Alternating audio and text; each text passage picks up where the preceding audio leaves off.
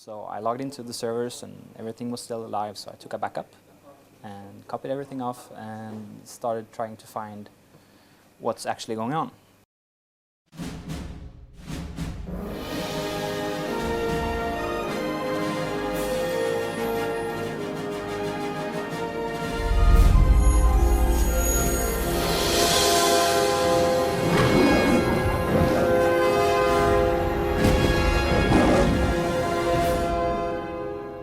So while trying to get all of the information about what was going on, I find some legal advice. I got a lawyer for us, and I'm trying to just keep everything cool and organized.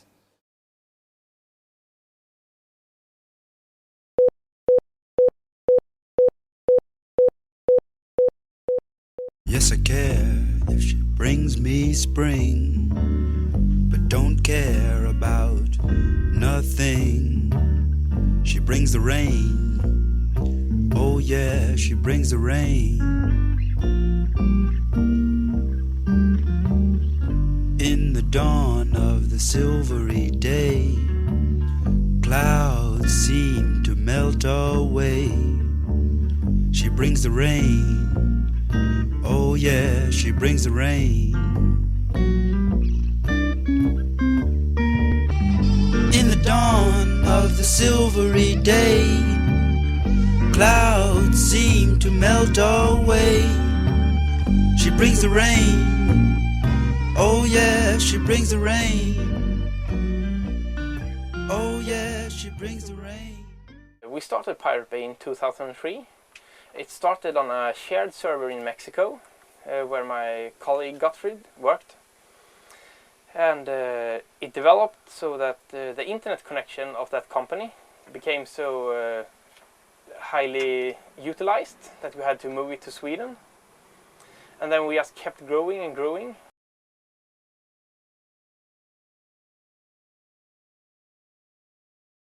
There was obviously a demand for a stable Swedish tracker. So well, I wasn't involved from the very beginning, but well, they needed some place to host it, and well, that's when I first came into the picture. Back then, I didn't even know how BitTorrent worked. I had someone explain it for me, and okay, we'll do that. So I hooked them up with web space on my server, which was then hosted in the basement of the place I worked at then. And so I also got, after a while, I also got involved in the setup and maintenance of the site.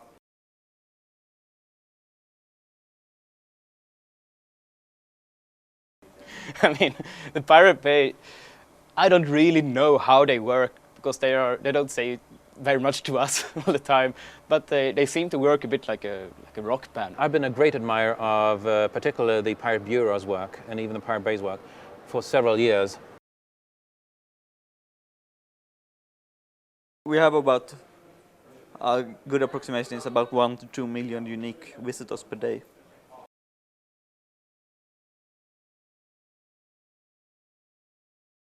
Running a BitTorrent indexing site like the Pirate Bay wasn't or isn't directly unlawful under Swedish law, or under, I mean, like most copyright laws, because it's not about direct involvement in transactions of copyrighted material, but only transactions of metadata, basically, links and file names and checksums and so on. But we were always ready for a raid or of some kind. So we basically we had some sort of knowledge to how we should react. And that's basically what I did. Rapport kan ikväll avslöja att razzian är ett resultat av ett politiskt spel på högsta politiska nivå mellan regeringarna i Rosenbad och Vita huset. The worldwide motion picture industry lost $18.2 billion to piracy in 2005. Internet piracy alone cost the industry $7.1 billion. The people running America's movie studios know that if they don't do something, and fast, they could be in the same boat as the record companies. What's really at stake for the movie industry with all this piracy? Well, I think, ultimately our absolute future. Peter Chernin runs 20th Century Fox, one of the biggest studios in Hollywood. Somebody can put a perfect digital copy up on the internet, perfect digital copy, right? And with the click of a mouse, send out 1 million copies all over the world in an instant. And it's all free. If that takes hold, kiss Hollywood goodbye.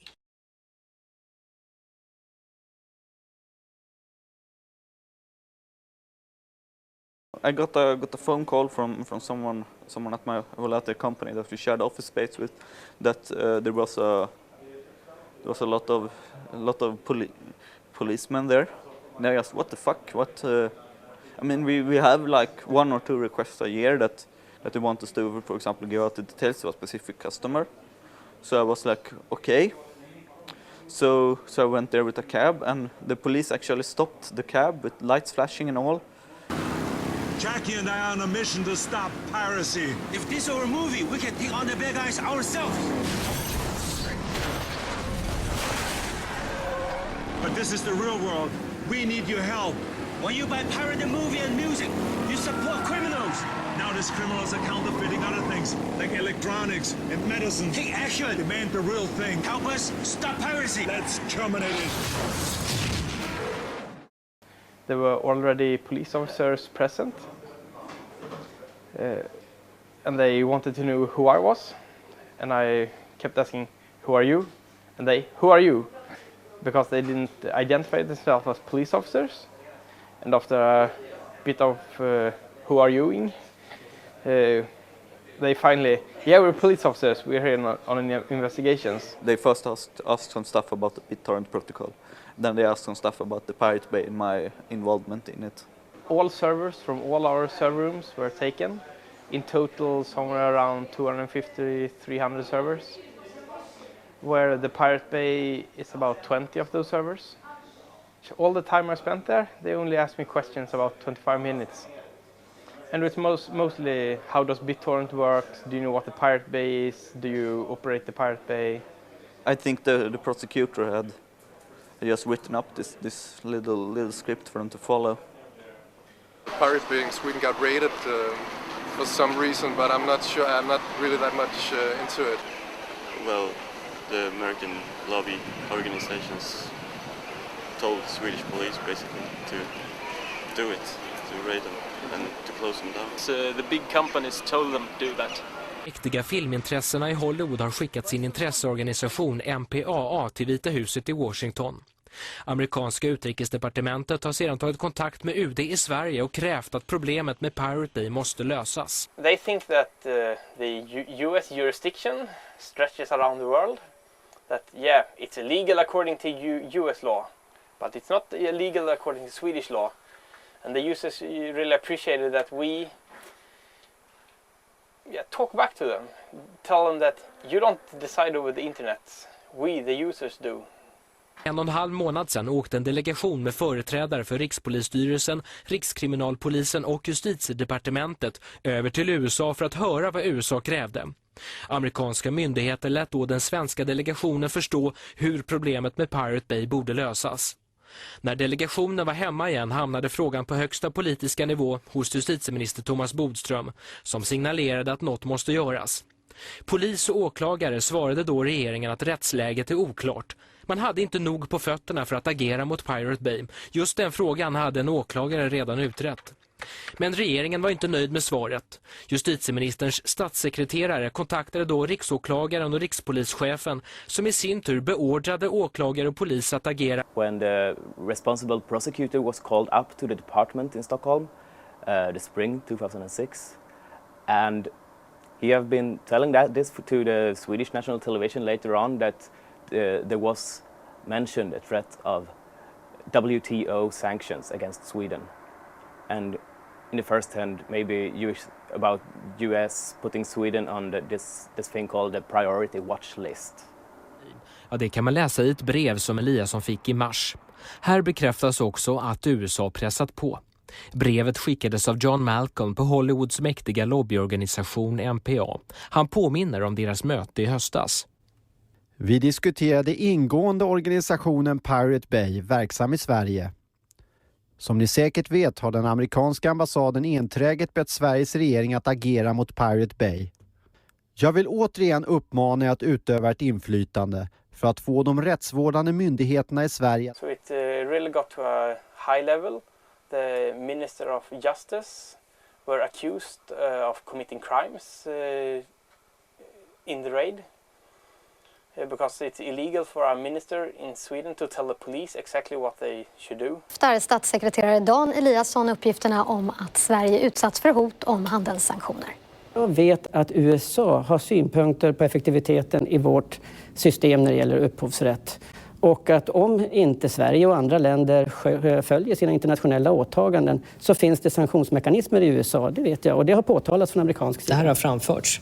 Jag vet att det har förekommit diskussioner om att om internationella regelverket när det gäller handel och upphovsrätt inte följs av Sverige och andra länder, då finns det en sanktionsmekanism. Tycker du att det ingår i dina arbetsuppgifter att rapportera till en lobbyist från Hollywood? Jag rapporterar inte till någon. I think it's a rape on the Swedish law.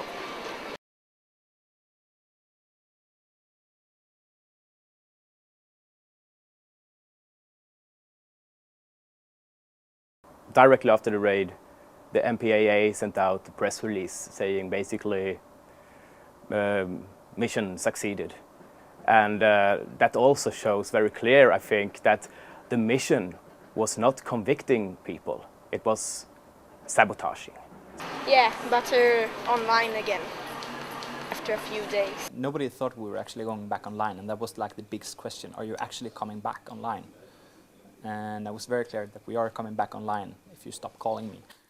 The obvious goal of the police was to get the Pirate Bay offline and get the internet supplier PRQ offline, but they failed miserably.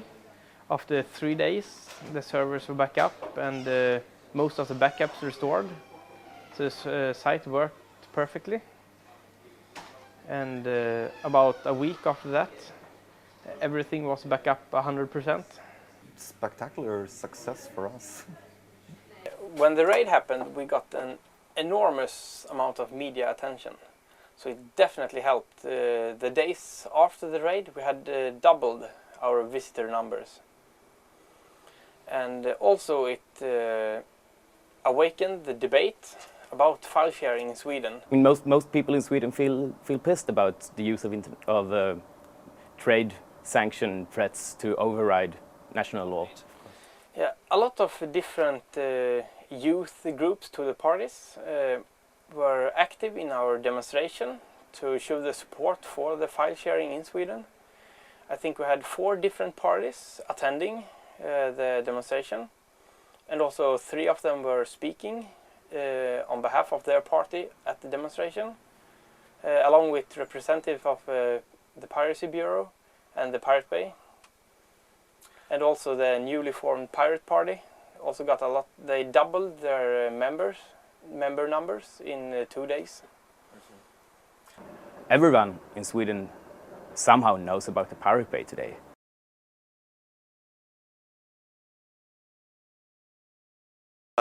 Pirate Bay, Bush torrents, and I also use DSC to download music. It's from the Pirate Bay mostly, but then it's the Mininova. I use Pirate Bay, a place called Karagarga. The Pirate Bay and internet.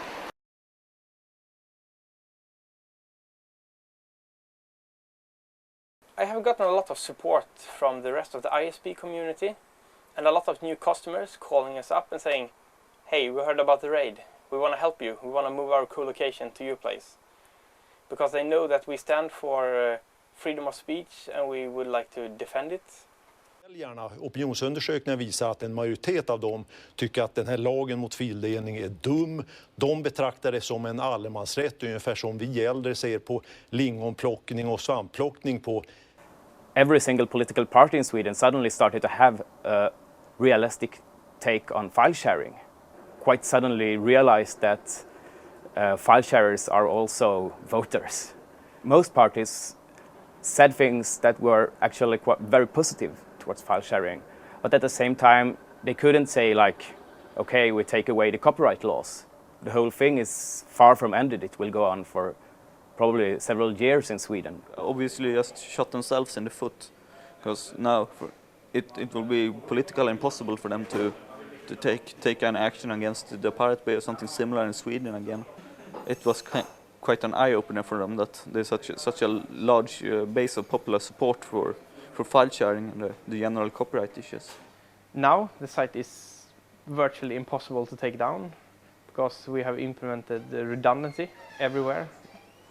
So if something goes down now, like for instance a new raid or something, we're going to be back up in a couple of hours instead of a couple of days. The joke is over, smell the smoke from all around.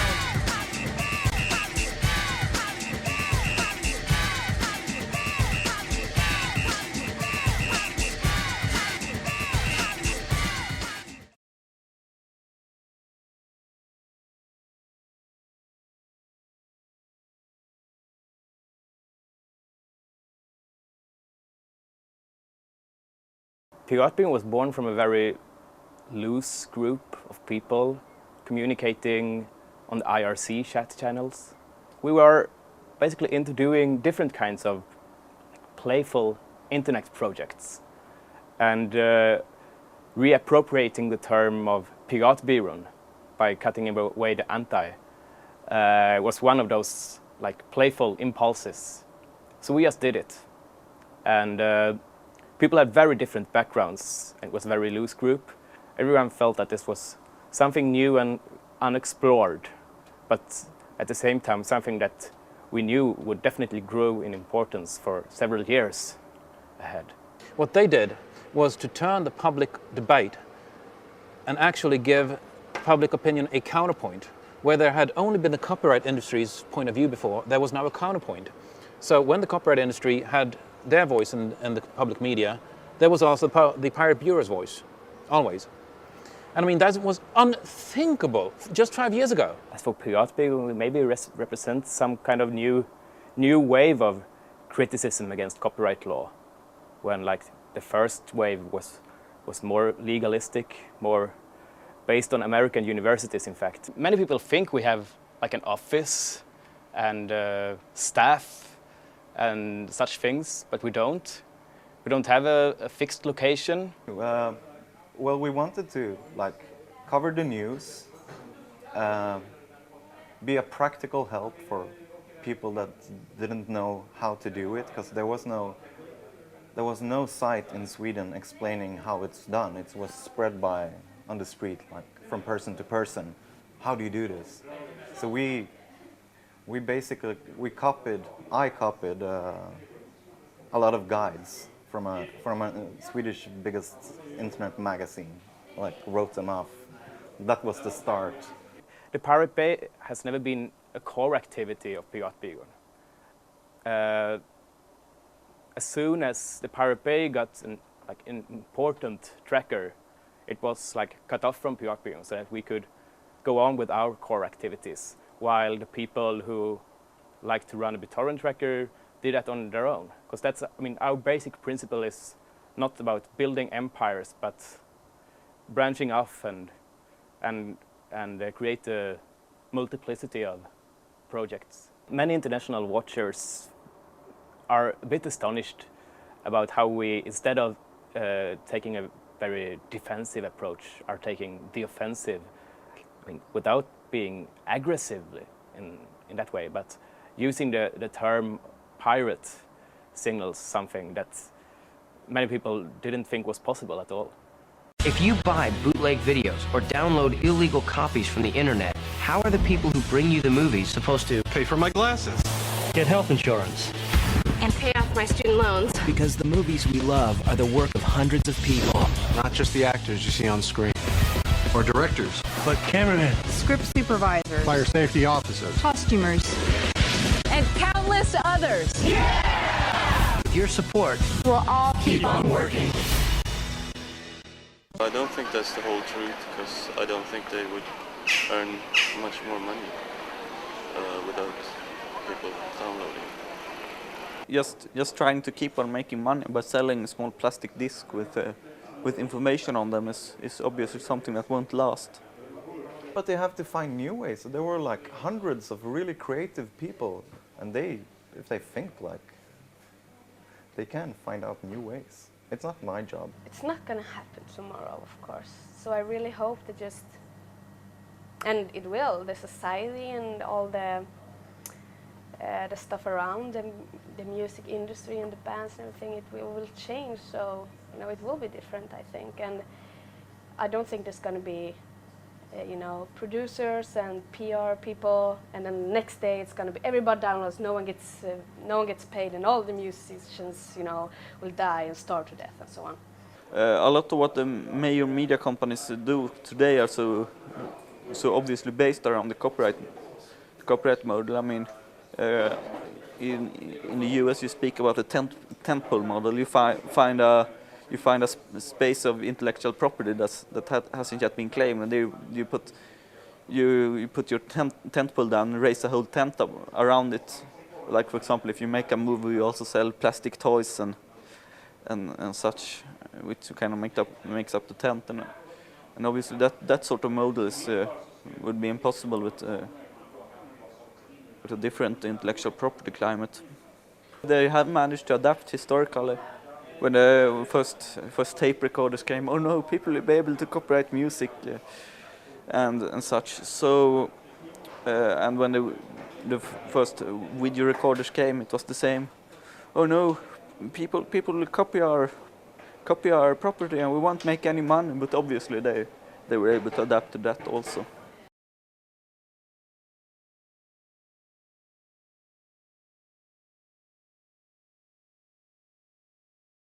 It's analogous to the complaint that was made against the videocassette recorder 20 years ago, 30 years ago, when the industry did exactly the same crybaby act and said, people recording films off television is going to put us out of business. Well, it didn't. It actually created another revenue stream, and they were able to sell videocassettes at the same time as people taped off air. And in the end, the studios were proved wrong in the courts, and the courts decided against them. But 30 years ago, the courts were much more pro-consumer. Now they're much more pro-corporate. I think that the music we see on MTV and these music channels, that kind of music will disappear, more or less. And I don't care, because I don't even like it. And we will have music which is more for the listeners and not just for people to make money on it. $25 million per album. I think it's absurd. I don't want to give money to them. I think it's so wrong. It's against my moral and my ethics. I think that the law is going to be rewritten as the technology insists that it is. It's not a question of right or wrong anymore. People will do what they want to do in order to get what they want. What's the line about behind every great fortune lies a great crime? So the guys who started this business all cheated somebody to get there, and so now they're being cheated, perhaps. File sharing is not a problem, it's an opportunity. There's a Chinese proverb saying that when the winds of change are blowing, some people are building shelters and others are building windmills. It's interesting in historical perspective that up to the 70s, recorded music was rather seen as a threat against musicians by, for example, musicians' unions and collecting societies. Instead, it was totally obvious to them that live performances was and remained the main revenue stream for musical performers.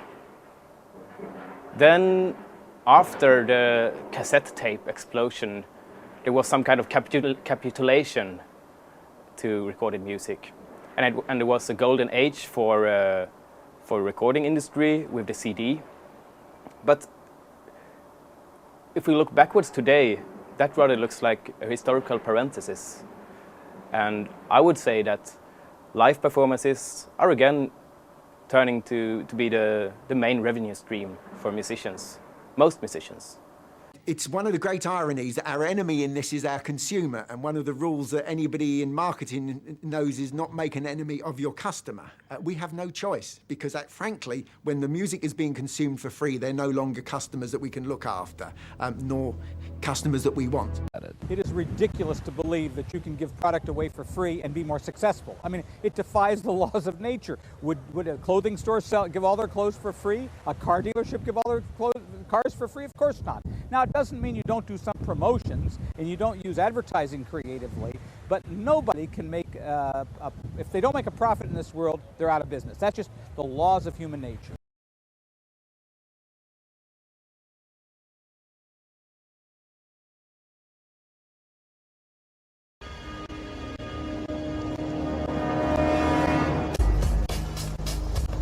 The Matrix is a system, Neo. That system is our enemy. But when you're inside, you look around, what do you see? Businessmen, teachers, lawyers, carpenters, the very minds of the people we are trying to save. But until we do, these people are still a part of that system, and that makes them our enemy. You have to understand, most of these people are not ready to be unplugged. And many of them are so inert, so hopelessly dependent on the system, that they will fight to protect it. Were you listening to me, Neo? Or were you looking at the woman in the red dress? I was. Look again. Freeze it. If you are not one of us, you are one of them. What are they? They are guarding all the doors, they are holding all the keys, but they will never be as strong or as fast as you can be. Politicians can never stop the file sharing movement. It's always going to be about the young people doing what they want. If they don't think the laws are worth obeying, they won't obey them. I don't think that the American government or anybody else can stop what's happening on the internet when it comes to downloading files. They maybe in the short run they can make some small ways to fight Pirate Bay, but I think in the long run they cannot control it. The internet, it's too big, you can't fight against it. It will always be possible to share and download. I don't think no one can stop it. It's new technique, and I think people will find ways to use it anyway. The technology is always evolving, so the lobbyists will have a hard time to catch up with the file sharers. So I think there will always be one step behind. I don't even believe they let police state crap that they will get through with it. People will always try to share ideas and share files. I think file sharing will last forever.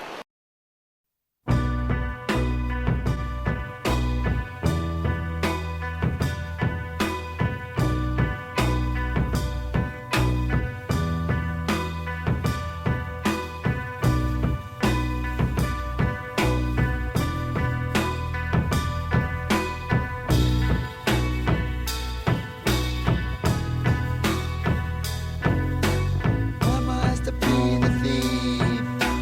Why must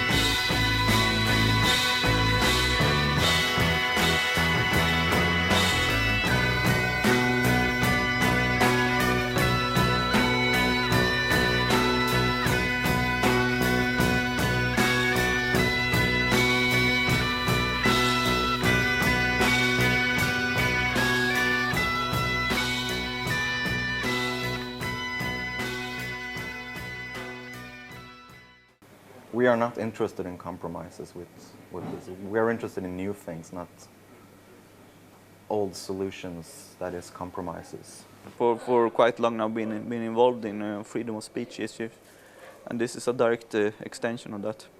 So as personal, I see the Pirate Bay as a sort of organized civil disobedience to simply force a change of the current copyright laws and the general copyright climate.